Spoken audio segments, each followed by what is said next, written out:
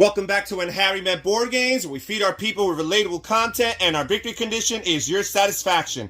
I'm Harry, and today we have another playthrough and review. Today I'm going to be playing through and reviewing this game right here, Solutions, subtitled Discover, Prioritize, Take Action. Full disclaimer, this is a paid playthrough and review. Now, Solutions is a cooperative game where players are fighting climate change and trying to reduce global emissions. This game is inspired by the groundbreaking work of Paul Hawken, the creator of the Project Drawdown. Now, this is what the game looks like set up. First of all, we have the game board right here in the center of the table, and this is a double-sided board. We have your regular, longer, standard game, and then on the other side here, we have the short mode, which the estimated game length is 30 to 45 minutes. So for the purposes of this video, we will be playing the short mode. We also have these cubes here to place on different tracks. We will place this cube here on the temperature track, which is basically the indicator of our threat level, if you will, and will determine whether or not players are successful in the game or lose. And on the the mode that I'm playing, I'm going to be playing easy mode. So we start here on the time track on the 1990 year. This is medium level. There's a hard track and there's an extra hard track.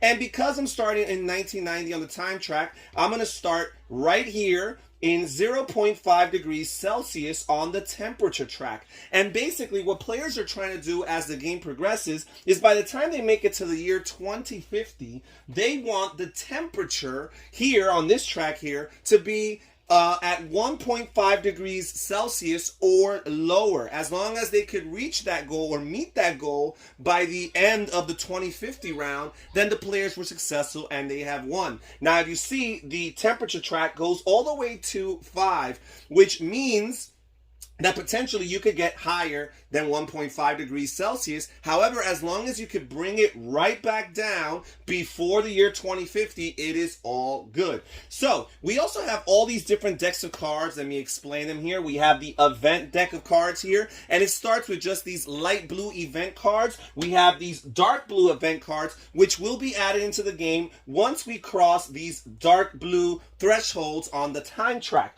We also have these feedback loop cards, which are basically negative consequences that players will draw from whenever certain danger levels are reached, and a roll of the die will determine or trigger whether or not players draw from the feedback loop deck. We also have these reward cards, which players will draw in specific moments. For example, when we make it to this part of the time track, players will draw reward cards. And then finally, we have the main deck of cards, which are your solution cards. And on the back of your solution cards, first of all, you have, it's blue, you have a big number and a white circle in the center, and you have lots of information. This is a very educational game. It's very information-based, and players are going to learn a lot about climate change and prevention and the reduction of global emissions through playing this game. You also have a little barcode here that players could scan to find out more about that particular solution. So we have these cards here, and again, you have the black blue side, and then you have this side here, which basically tells you the potential solution, but it doesn't tell you how effective that solution is. The number here does, because basically all the cards here, and there's 76 different solutions, they're all ranked from 1 to 76, 1 being the most impactful solution for the help or the reduction of global emissions and the improvement of climate change, and 76 being the least impactful, right? And players are basically trying to use their common sense, their hunches, their knowledge, and learning, whatever tool they have in their tool belt, to try to figure out which cards are more impactful than others. So each player is dealt at the beginning of the game 3 cards from the solutions deck. So they start with a hand of 3, and they will always have a hand of 3 cards. So every time a player plays a card, they will immediately draw the top card of the deck to add it to their hands. So we're going to be simulating a 3-player game for the purposes of this video. So now we're going to simulate a few rounds, show you guys an idea of how the game plays. The game does come with these helpful turn summary cards as a reminder of the phases or the different sequence of actions that players take during a turn. So the first thing we do is we check the danger zone on the temperature track to see if there's any potential feedback loop cards that will be drawn. So first of all, if you notice here on the left side, you have these ranges here of specific danger areas as far as the temperature is concerned. And you also have these printed symbols of dice with a certain amount of pip values. So whenever your temperature reaches those levels, you will roll this die here, and if the die matches one of the die symbols on that particular danger zone, then you are going to have to draw a card from the feedback loop, and we will see that happens. But right now, we are in no danger because the temperature is still at 0.5 degrees Celsius. The next thing a player will do is they will draw an event card. So we'll draw the event card and we will resolve it. And this event here is global economic slowdown. It says, although emissions don't need to be tied to the economy, economic slowdowns tend to reduce emissions. And it tells us that we will lower the temperature by 1. So from 0.5, we'll lower it to 0.3, right? You always lower it or increase it to the next or to the next value that's printed there, either upward or downward. So we're done with that. Now, the next thing a player will do is they will take their actions. So starting with the starting player will present a solution, a potential solution. So this player here is going to do rooftop solar, because I think this is a very interesting one. It gives us some information here. It says, rooftop solar panels allow families, communities, and businesses to produce their own clean electricity while reducing their energy bill. In low-income countries, solar panels can replace toxic kerosene lamps and other polluting energy sources. So we will place this, again, face up. We don't flip it over. We don't know what's on the other side. And players should hold their cards in a way that their teammates around the table can also not see those numbers on the back of their cards. So we're just going to simply place it here along the track on the bottom of the board that says more impact or less impact. And now the next player has to play a solution as well. We always have to play at least 2 solution cards per round. And the next player is thinking the players single-handedly on their own determine which cards they play. Once a player plays a solution card, there is an opportunity for discussion as far as where to place things or where to rank things, but the player gets to decide on their own. And I'm going to choose this one right here. This player is going to choose reduced food waste. This looks like it would be very helpful. And it says 1/3 of food is wasted along with the water, energy, fertilizer, and labor used to produce it. Low-income regions must improve storage, processing, and transport. High-income regions need major retail and consumer interventions. This reduces methane emissions from decomposing food and deforestation of the for new farmland. So the player is going to place this here, and we're going to play it a little bit below the current solution card to indicate that we still haven't determined where it ranks, because we're not sure if it's actually more impactful than rooftop solar or if it's less impactful, right? And accordingly, we will decide where we put this. So now it's an opportunity for discussion. Players can discuss, and if there is not a unanimous consensus among the players as to which of the 2 current solutions rank higher than the other, then players would go to a vote with the tiebreaker going to the current player. So I think that reduced food waste, in my opinion, I think would be very, very helpful, possibly more so than rooftop solar. So we're going to choose to put it here to the left of rooftop solar, indicating that as a team, we believe it's more impactful as a climate solution than rooftop solar. Okay, so now that we've played 2 solution cards and we've determined where we think they rank, we will flip over the cards and determine and see the resolution, whether or not we had it in the right order. And first of all, we got reduced food waste here, which is actually ranked number 1. How about that? Okay, so this is the most impactful solution, according to the experts, in the entire deck. So clearly this is going to be after it. Oh, this is pretty high as well. Rooftop solar is number 10. And again, there's lots of information, statistics, and numbers that you can find on the back of these cards for more information as far as the subject is concerned. Now that we know that we're successful, because if we would have failed, the turn would have been over, and basically there would have been no consequences. We just simply would not have reduced the temperature at all. But in this case, now the third player can choose whether or not he or she wants to play an additional solution, because if they do, then they could decrease the temperature by even more, because at the end of the round, you're going to decrease the temperature by the total number of correct solutions as far as placing them in the correct order or ranking. So in this case, we're already eligible to reduce the temperature by 2.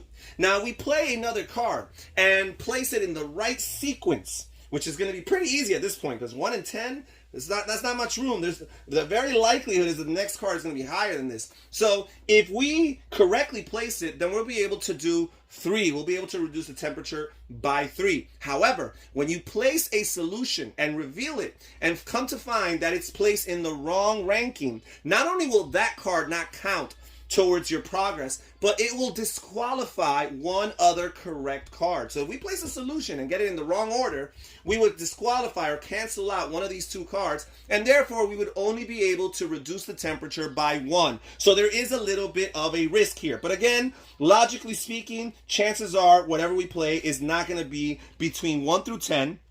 So this player is going to go here, and he's going to choose this Tree Plantations card on Degraded Land. It says, Degraded Land presents potential locations for tree plantations. Managed well, they can restore soil, sequester carbon, and produce food resources, or wood resources, I should say, in a more sustainable way. All right, so we're going to place this here. Not much opportunity for discussion, but again, if we had our doubts, we would place it a little bit lower and, hash out our disagreements, eventually come to some sort of consensus or a vote.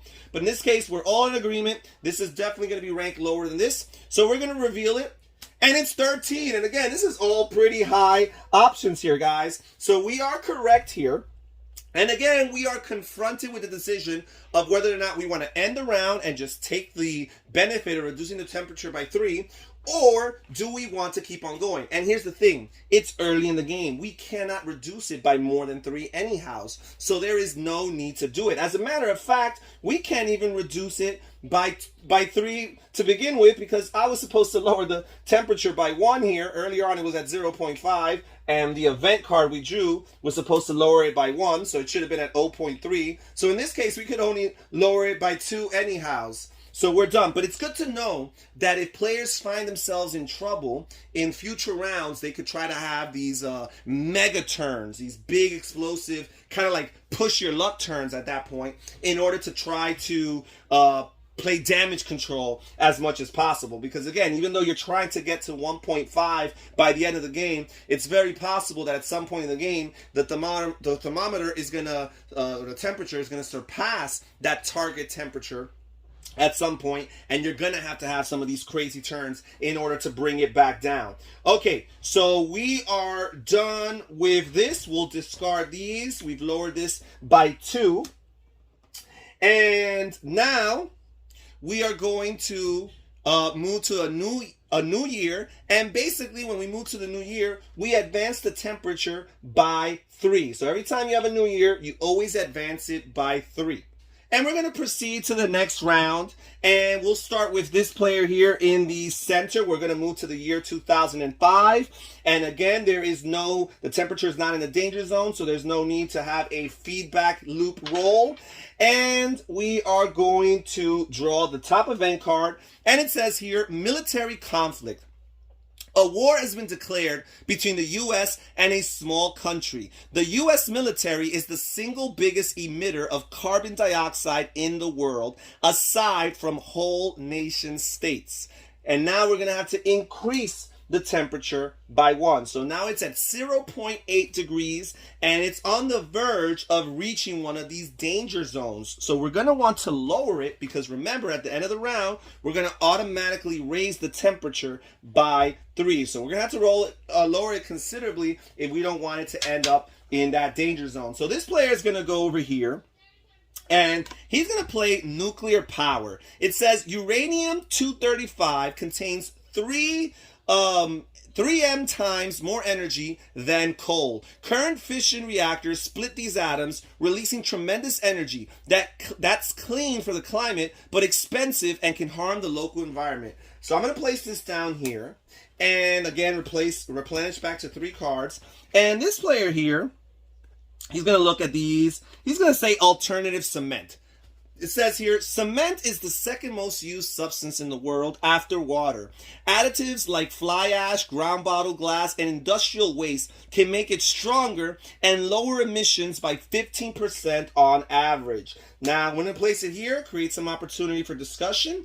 I think that while alternative cement sounds like it would be very, very helpful, I just feel that if I were a betting man, I would say that nuclear power, in my limited knowledge, sounds like it would be more impactful than the alternative cement, which is another reason why I chose to play this card. So we're going to agree that nuclear power is more impactful. We're going to flip this over. This is 51, so that's actually pretty low. Remember that the range is from 1 to 76. So this actually concerns me. Let's flip this over. 32. So we are wrong. This is not in the correct order, which means we don't even have the option of playing an additional solution card. And the turn is thus over. And basically, there is no consequence per se, but what does happen is that we will not reduce the temperature. We will move on to the next round, increase the year. It's now the year 2020. We're getting dangerously close to 2050. We're going to increase the temperature here by 3. 1, 2, 3. And we're going to draw a reward card here. And it says, certain uncertainty. Play this card on any proposed but unrevealed solution card. If that card is placed incorrectly, you do not lose the year. Discard the incorrect card, and the player who proposed it must propose a new one. So that's great. It's kind of like a second chance once you get things wrong. Now, we are here at a danger zone. So we're going to start the round. We'll start with this player here. We'll roll the die here. And I rolled a 5, which is one of the 2 printed numbers here on the side of this track. So we will draw the top card from the feedback loop deck. And it says, stressed plants. As the world warms and the atmosphere increases in CO2 concentration, plants may become stressed and less effective at absorbing CO2, increasing the rate of warming. +1 degree of temperature, or +1 in temperature track. So from 1.2, we're going to raise this to 1.4. So that is not looking good. We're very dangerously close to surpassing the target. But again, if we do pass that threshold, there's always a way of reeling things back. All right, so now this player is going to start, and they've got public transit, perennial biofuel, LED lighting. He's going to play perennial biofuel here. It says it takes significant energy to harvest annual crops like corn to produce biofuel. Perennial crops like switchgrass regrow every year and can reduce emissions by 85% while sequestering more carbon in the soil. Okay, so that information looks pretty helpful here. I'm going to say, this player is going to play this card here, bike infrastructure. Infrastructure such as bike lanes, bike parking, and workplace showers can attract riders. This reduces emissions while increasing physical activity. So this guy's going to place this right there. And we are going to agree that perennial biofuel is more impactful than bike infrastructure. So let's see if we are correct. So this is a 47, not looking too good so far. And all right, 52. So that's awesome. Now let's replace our cards. Now this player here has the choice if they want to keep on going. And unless we feel very confident that one of these is much higher or much lower, I'm going to say we're going to play this right here. Methane digesters. Large digesters turn the methane emissions from decomposing organic waste into fertilizer or biogas fuel for heating, electricity, and vehicles. So we're going to place this here. And I think we're going to come to the agreement, let's replace this card here, that methane digesters has a great likelihood of being ranked. And that's a great thing about the numbers. The truth is that even if you're not so knowledgeable, as is the case with yours truly, as far as these potential climate solutions, there is the numbers that kind of give you a sense of probability, right? Once you have certain numbers, you kind of know that the likelihood is this is higher or lower. So we're going to say that this is more impactful than any of the others, and we're going to reveal it. And it's a 28, significantly more impactful. Therefore, we are correct. And we could keep on going, pressing our luck here. And there is a little bit of a press your luck element here. And you know what? We're going to play this recycled paper card here because I feel like this would be very helpful. It says cutting trees for paper releases carbon. Additionally, paper releases methane if thrown in landfill. Recycled paper spares forests, saves water, and reduces emissions by 25% compared to conventional paper. I'm just going to go here just because of the emphasis that's always been placed on recycling. And I'm going to put this as the highest one. We're going to agree to that. We're going to flip it over. And it's a 66. It is the lowest one out of all of these. So therefore, not only will we not count this one towards the solution, but we have to cancel out one of the others. It doesn't really matter.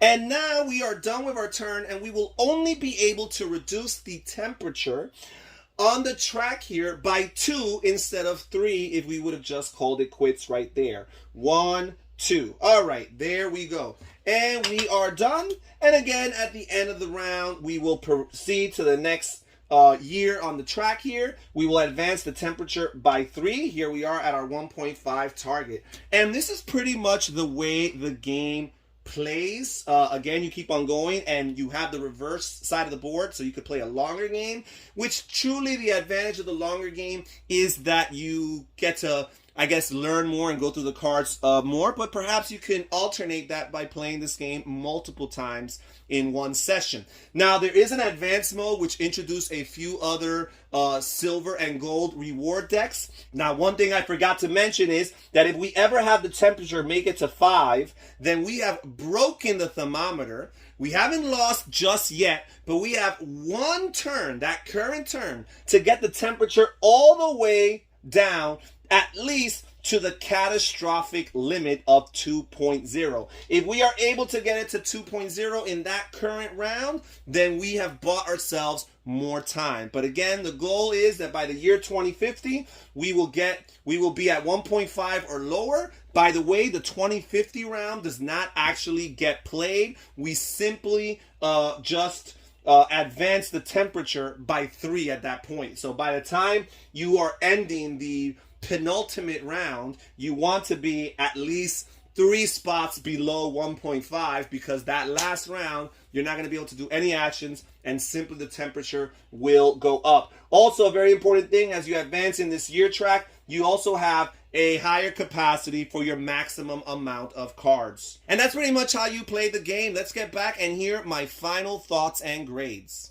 So what are my final thoughts on Solutions? First of all, I must say this is a very highly informative and educational game with a very good cause behind it. As a matter of fact, 10% of the profits made by this game are going to be donated to Project Drawdown. So that's something that potential buyers should know right off the bat. Now, the game, again, as I said, is very informative, very educational. A lot of research must have gone down to this.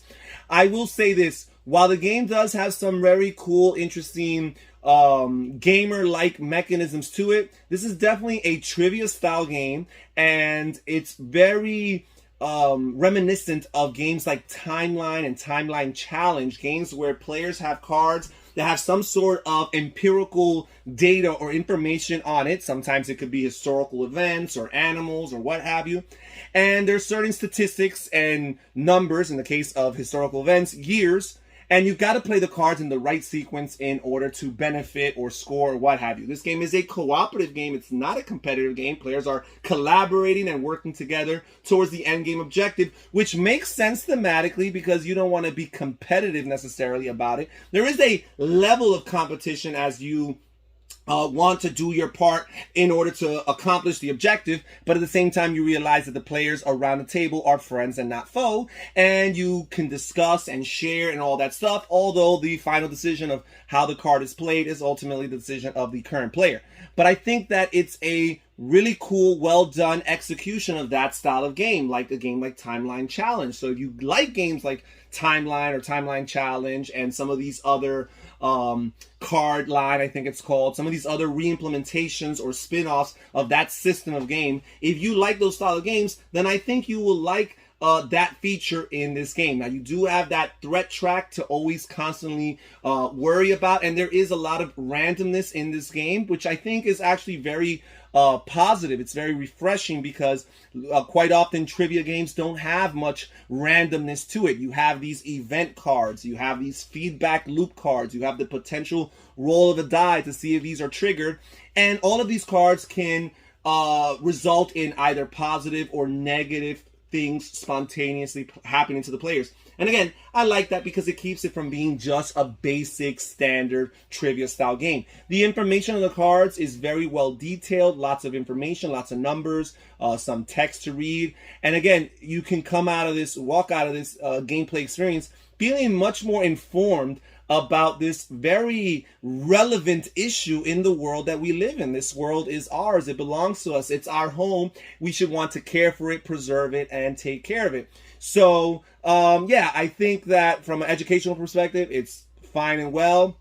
If you like trivia style games, if you like games like Timeline Challenge where you have to find the right sequence of cards, I think that's really cool. If you like games that have a threat track, so to speak, that you have to worry about. And I like the fact that this game actually gives you opportunities to reel things back in once you surpass certain thresholds. In some games, if you get off to a bad start and you're off the map in certain tracks, the game is over. In this case, you do have some opportunities. And I think it's really cool. There's a little bit of a press your luck element where players can just take the sure thing once they have 2, 3, or 4 correct solutions in right order. Or they can continue going, push their luck, and take that risk and see if they can go. And again, there's lots of logic involved because you know the cards are ranked from 1 through 76. So depending on what numbers are out there, you kind of know the probability, whether or not you have any inkling of knowledge of the card you played. You kind of have an idea of what's the likelihood of where some of these cards may or may not go. So again, thumbs up for this game. Very well made, very well thought out, very well researched. A truly unique theme in the board game hobby. You do not find games about climate control. They're not too common. I think Vital Lacerda had a game called CO2, but other than that, you just don't really see this theme. It's definitely not a prevalent theme around board game circles. So I think it's a very refreshing game. Again, if you want to just learn about climate control, teach it to other people, promote it, contribute to Project Drawdown, just those reasons alone make buying Solutions a good decision. And on top of it all, again, a very solid game from that trivia perspective. And that's it for my review. Check down in the description down below for more information on Solutions. Thank you so much for joining us here at When Harry Met Board Games. This is Harry saying take care, everybody. Stay safe, stay healthy, and have fun gaming. Bye-bye.